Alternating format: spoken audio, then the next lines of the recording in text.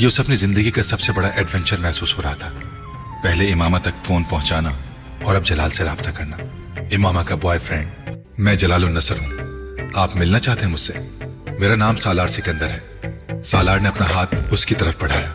माफ कीजिएगा मगर मैंने आपको पहचाना नहीं। आप कौन हैं? मैं उसका दोस्त हूँ। मैं इस्लामाबाद से आया हूँ। सालार ने कहना शुरू किया। इमामा चाहती है कि मैं आपसे बात करूँ। इमामा ने कभी मुझसे आपका जिक्र नहीं किया। आप इमामा को कब से जानते हैं? तकरीबन बचपन से।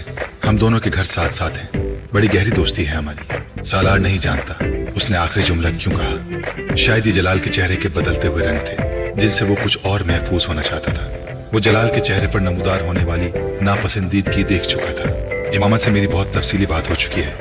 इतनी तफसीली बात के बाद और क्या बात हो सकती है? इमामा चाहती है कि आप उससे शादी कर लें। सालार ने जैसे न्यूज बुलेटिन पढ़ते हुए कहा। मैं अपना जवाब बता चुका हूँ। वो चाहती है आप अपने फैसले पर नजरसानी करें। ये मुमकिन नहीं है। वो उस घर में अपने वालिदैन और घर वालों की कैद में है। वो चाहती है अगर आप हमेशा के लिए नहीं तो वक्ती तौर पर उससे निकाह करें और फिर बैलेफ की मदद से उसे छुड़ा लें। ये मुमकिन ही नहीं है। वो उनकी कैद में है तो निकाह हो ही कैसे सकता है?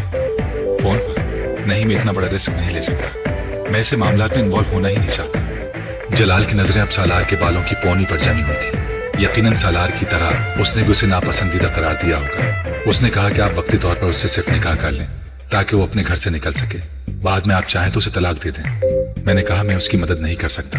और फिर इस तरह के मामलात आप खुद उससे शादी क्यों नहीं कर लेते? अगर वक्ती शादी की बात है तो आप कर लें।